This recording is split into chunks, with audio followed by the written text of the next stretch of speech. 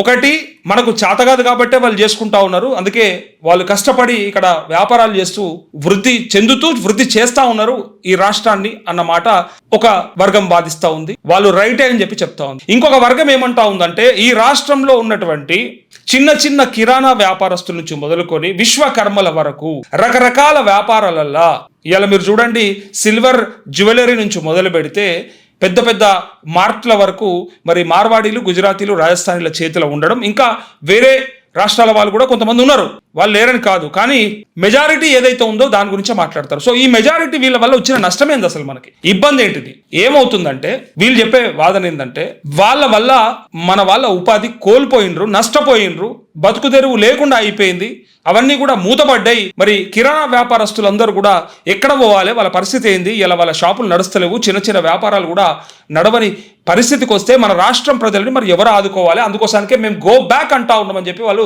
వాదన చేస్తూ ఉన్నారు.